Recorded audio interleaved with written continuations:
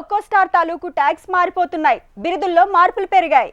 Devara glimpse వచ్చాకే ఇక తను యంగ్ టైగర్ కాదు, మ్యాన్ ఆఫ్ మాసెస్ అని కన్ఫర్మ్ చేసుకుంటున్నారు. ఇలా బన్నీ, చెర్రీ, ప్రభాస్ అంతా తమ పాత బిరుదులు పక్కన పెట్టి కొత్త ట్యాగ్స్ తో సరికొత్త జర్నీ షురూ చేశారు. దేవర మూవీ గ్లిమ్స్ వచ్చాకే తారక్ బిరుదు మారిందన్న క్లారిటీ వచ్చింది. దాని మీదే ఇప్పుడు ఇండస్ట్రీలో భారీ చర్చ జరుగుతోంది. ఇక మీదట తనని యంగ్ టైగర్ గా కాకుండా మ్యాన్ ఆఫ్ మాసెస్ గా పిలవాల్సిందేనా?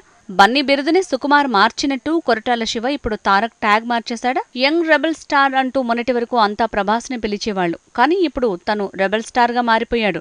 తన ట్యాగ్ మార్చేశారు. సలార్ కూడా బ్లాక్ బస్టర్ అవడంతో ఇప్పుడు ఈ కొత్త ట్యాగ్ జనాల్లోకి బాగా దూసుకువెళ్లింది. ఇలా హీరోల బిరుదులు మారటం ఈ మధ్య మొదలైంది. Mega power star Ram Charan ఇప్పుడు అంతా గ్లోబల్ స్టార్ అంటున్నారు. RRR తో తనకి గ్లోబల్ గా వచ్చిన గుర్తింపే ఇందుకు కారణం. ఇక గేమ్ చేంజర్ కి తన పేరు ముందు మెగా పవర్ స్టార్ బదులు గ్లోబల్ స్టార్ ఉండే ఛాన్స్ ఉందట. ఐకాన్ స్టార్ బన్నీ నిజానికి పుష్ప మూవీ రాకముందు వరకు స్టైలిష్ స్టారే. కానీ పుష్ప లాంచింగ్ టైంలోనే తనని ఐకాన్ స్టార్ అన్నాడు సుకుమార్. అంతే, పుష్ప హిట్ అవడంతో తన బిరుదు కూడా అలా జనాల్లోకి వెళ్ళింది. టాలీవుడ్ లో హీరోలకి పేరు ముందు ఏదో ఒక బిరుదుండటం కామన్. టాప్ స్టార్స్ కి అది కంపల్సరీ. ఫ్యాన్స్ ముద్దుగా పిలుచుకోవటానికి అనుకూలంగా ఉండే పేర్లే బిరుదులుగా మారటం కామనే. ఏదేమైనా ప్రజెంట్ తారక్ కూడా చెర్రీ, బన్నీ, ప్రభాస్లాని కొత్త బిరుదుతో మన ముందుకొస్తున్నాడు.